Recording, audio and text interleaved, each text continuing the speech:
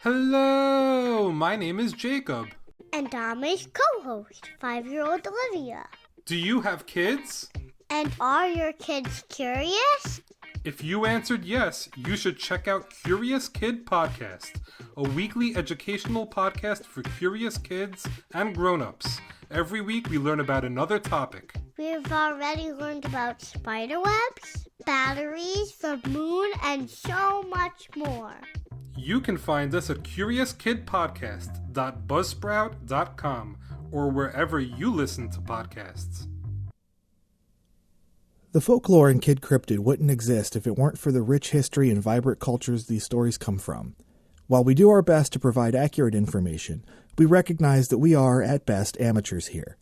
This podcast is best considered for entertainment purposes only, and it comes from a place of love and respect for the peoples behind the lore. Now, on with the show.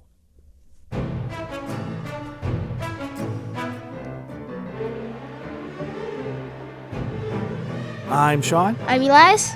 And you are listening to Kid Cryptid, the podcast where we talk about those mischievous and mayhem-causing creatures known as cryptids. How's it going, Elias? Good.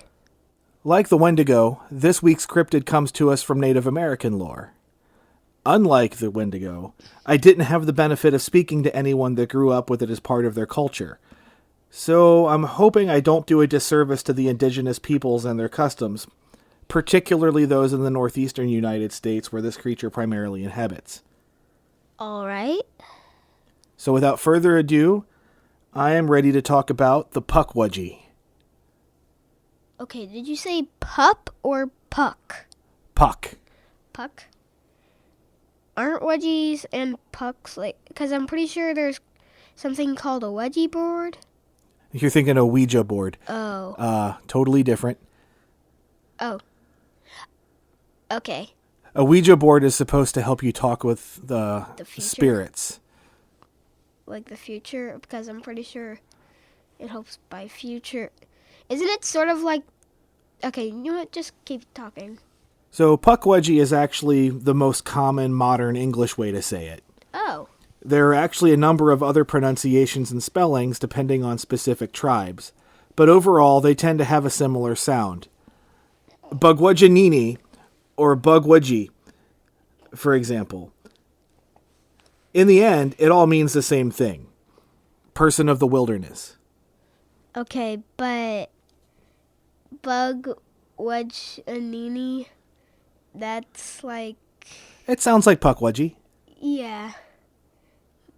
But instead they say bug. So they add a knee and they also say bug. Each tribe pretty much had its own language, so... Yeah. There were a lot of different languages kind of talking about similar things. It's not that different, because there's only some things that make it different. No, it's very close. Standing about knee height, Pukwudgies are said to have human-like features, only exaggerated. By that, I mean their fingers, nose, and ears tend to be longer and bigger than on a regular person. Their skin is grayish and smooth, and according to some traditions, they may have a sweet smell to them. This overall look tends to get them confused with goblins and the like, which does little to help their reputation. Based on physical appearance alone, they bear a pretty strong similarity to European descriptions of fairies and even leprechauns. Wait, what? Fairies? Fairies? Well, leprechauns were considered fairies. Yeah, but the Pukwudgie. The Pukwudgie has no wings and it's much bigger. Not bitter, bigger. Yeah. Isn't it? Well, I said it stands about my knee. By your... that is almost like a dwarf. Like about dwarf size and like fantasy. We're going to have a talk about that later. All right. So what do you think the Pukwudgie does? Maybe talking to people that maybe getting into stuff like people that went to see the spirit? It was a trick question. Their attitudes and overall level of mischievousness depend largely on the tribe that's talking about them.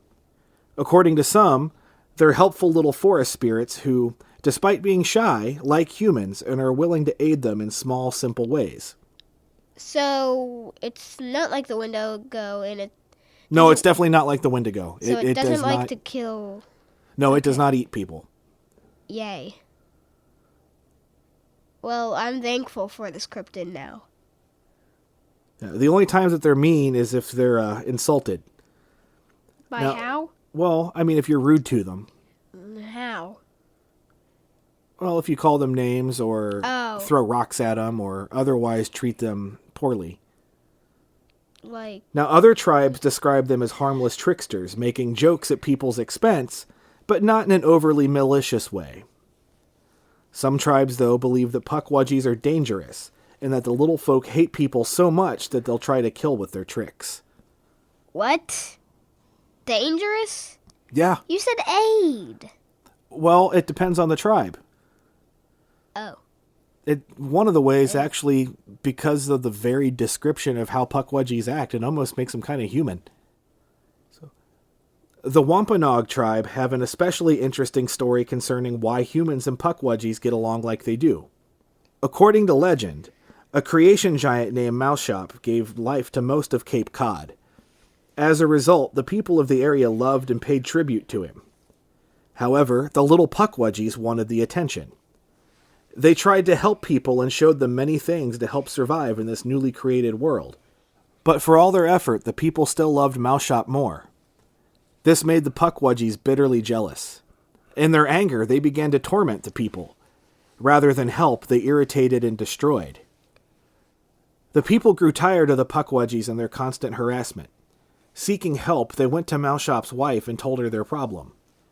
She saw their plight and got Mouseshop to round up as many of the Pukwudgies as he could. He shook them about until they were good and dizzy, and then threw them far and wide away from the people. Happy with his work, Mouseshop decided he had earned some time off and went away for a time. And while things improved for a bit, it wasn't long before the Pukwudgies' heads cleared and they made their way back to their old home, and to the people that still lived there. How do you think that went? What do you think happened next? I don't want to know, and I don't think I want to know. The Pukwudgies were angrier than before. Instead of playing irritating tricks, they became outright violent. They kidnapped children and lured people into the forest where they would shoot them with poisoned arrows. Once again, the people went to Mouseshop's wife. Only this time, Mouseshop chose not to get involved. Instead, he sent his 5 sons to take care of the problem. Sadly, the Pukwudgies were too crafty. They lured the sons into an area of tall grass where they were hard to spot and shot the sons with magic arrows.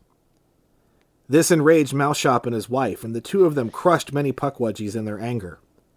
So great was their fury, the surviving Pukwudgies fled the area to avoid the giant's wrath. Revenge, revenge, and revenge. Yeah, this story's not going very many good places, is it? Yeah. Once again, some time passed quietly before the Pukwudgies regrouped and returned. However, instead of going after the people as they previously had, they chose this time to go after Mouseshop himself. They lured him out to a place where water was very deep, and it greatly slowed his movement. Once again, the Pukwudgies used their magic arrows and attacked the helpless giant.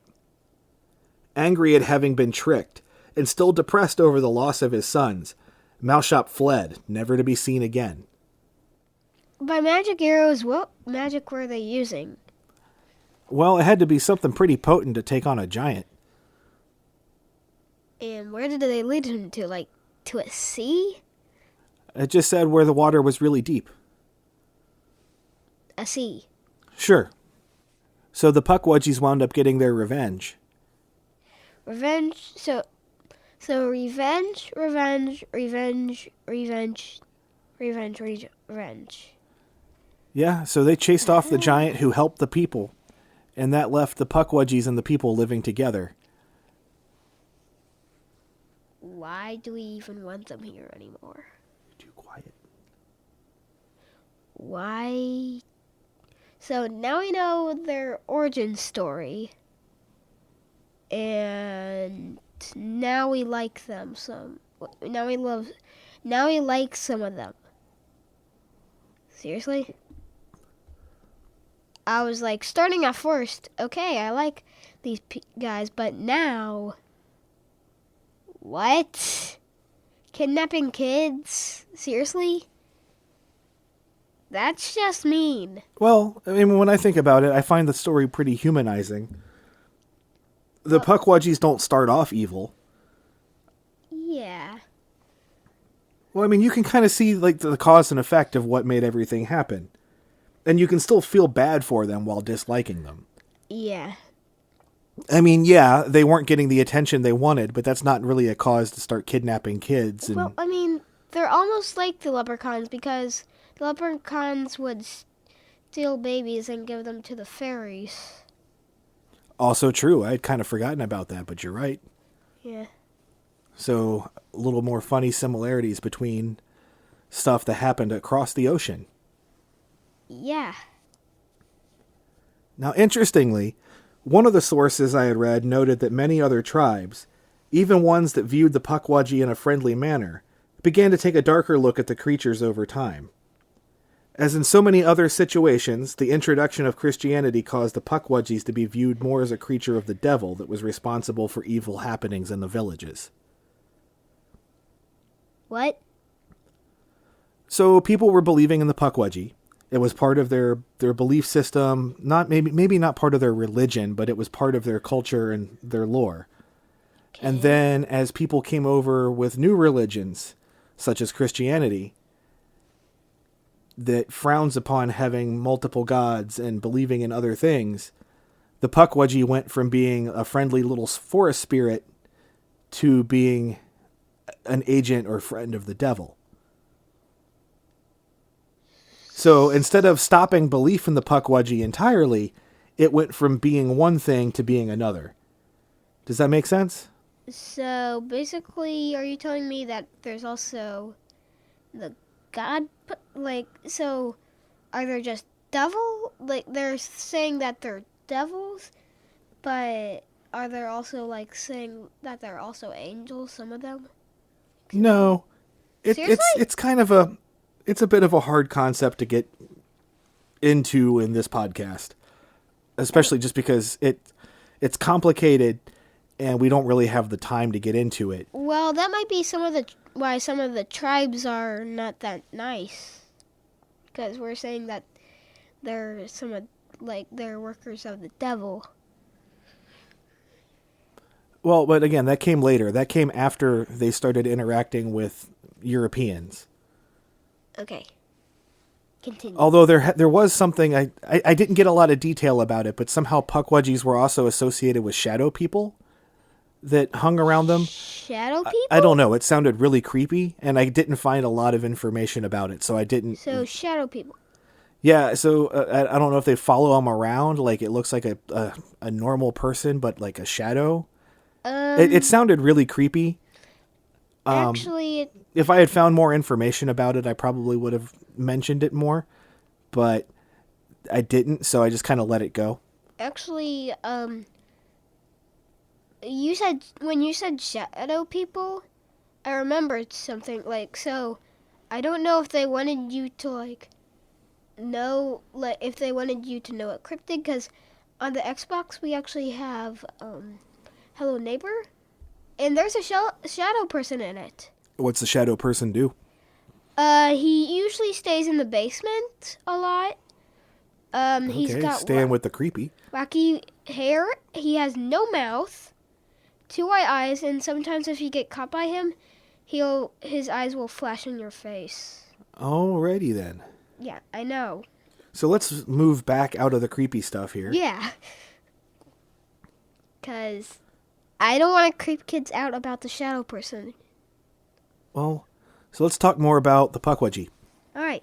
I spent a while talking about where they came from, but I haven't really talked much about their powers, which is sad because they have a lot of them. What? What kind of stuff do you think the Pukwudgie can do besides the magic arrows? If you had to guess, what do you think a Pukwudgie can do? Speed. Poison, because you said poison. Fire. Water. Leaping. Resistance, maybe. Like, resistance for something. Maybe also, like, trap. Like a trap fast. Like, I don't know how you make that. So let's see here. Looking at my list, I don't know. they're like leprechauns in the way that they're able to suddenly appear and disappear. So that could maybe be speed, but maybe it's teleportation. Maybe. You never know. They can also shapeshift. Shapeshift? Yep, they can turn into small animals and stuff like that. So you're telling me that somebody could actually possibly get a dog? That's a Pukwudgie? Yeah. I suppose that's possible. That's creepy. So it's also probably why they're so hard to find. Yeah, it might be. Well, maybe we have some here, because we've seen a lot of cats lately. The puck cat. I don't want to look at that. It's not all fun and games, though. They have some darker powers as well. Apart from their magical arrows, they can also control little balls of light that they use to lure the people into the woods. Oh, that was the luring? Yeah, so it also sounds like yet another cryptid that we haven't talked about called the will-o-wisp. The will-o-wisp. Or will-of-the-wisp. That's another one that comes from Europe. I think more of an Irish kind of thing. Okay, I don't want to get into that because that would be spoiler. What? Will-o-wisp. Spoiler alert. Oh. Yeah. Well, so you know in the movie Brave? Yeah. Oh, those? Yeah, kind of like that. The ones that were leading her towards the creepy house? Yeah. It would be something like that, so they can control little balls of light like that. Could it change its house? Like if it had a house? Like I'm wondering if that's actually the thing. Because I'm wondering, where does the will-o-wisp come from? I want to say it's kind of an Irish, Scottish, British, like British Isles kind of thing. Like Brave, sort of. Because I'm pretty sure they're around that. And in some legends, they're able to cause misfortune just by staring at the person. Staring contest misfortune. Apparently they can just stare you down and cause bad things to happen. So they're basically going to be like... Yeah, and then bad things happen. Like misfortune. What do you mean? It's like all of a sudden somebody's like... Wait, what does it mean? What does misfortune mean? Bad stuff. A lot of times people refer to misfortune as bad luck. It's kind of the same thing. So maybe it can go like staring at you, and then the person's just like, I'm waving. Whack into a tree. Yeah. That'd be funny, though. I'm just saying that an angry Pukwudgie would be very tough to deal with. Yeah. I mean, teleportation, will-o-wisp, and... Yeah, that's scary. I have some encounter info, too. Oh, really? Yeah. For example, in the 1990s, a woman named Joan was walking her dog on a path in the forest. Her dog bolted off the path and she went after it. When the dog came to a sudden stop, Joan saw that they were standing in front of, in her words, a troll. She claimed it was about 2 feet tall with pale gray skin. It had a big belly and short legs. His face had big lips and a long nose. The two of them stared at each other for several seconds before the dog took off again, back to the trail. Maybe the dog was one of them, except he was just, like, acting to be scared and, like, leading her to... Oh, so you're saying the dog was in cahoots with it? Yeah. Well, that's possible, because Joan didn't know what to make of the whole thing. and she never got a chance to forget about it. Because why did it run towards it? Well, it's a fair question. And then afterwards, more than once, she would spot the creature staring at her through her bedroom window at night. This went on for 10 years. It only stopped because she moved to a different county. That is creepy! Stalker mode on! Jeez! Yeah, and apart from the creepy staring, though, I do want to point out that it never tried to do anything to her. That is still stalker mode anyways, because it's like just watching you every night. Weird. Creepy. Yeah, it's pretty creepy. Oh. If, like, I saw that on the first night, I would be like, move. Yeah, 10 years does seem like a long time to put up with that. Yeah! I mean, every night you'll be falling asleep, and then you're like, why do I feel... Like something's looking at me. Oh, because it is! Yikes, that is scary! Yikes, I don't want that. Ew. Yeah, so there you have it. I guess So Pukwudgie, what do you think? I guess she stared at it too long and got mad. Maybe, again, an angry Pukwudgie. Bad luck. So, Yikes. yeah, like I said, there you have it. What do you think of the Pukwudgie? Is it a harmless little forest creature? Or is it something dangerous to avoid at all costs? I'm in the mids with it, because it doesn't really... Like, some of them don't do a bunch of things to you, but if you get them angry, stalker mode. On. Still. Like, ah! Why do I feel watched? Yeah! Yeah, you ready for bed now? Maybe. You might want to close your blinds for once. Yeah. And I think that's going to wrap us up.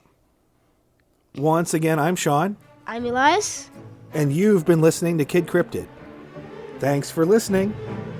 Until next time.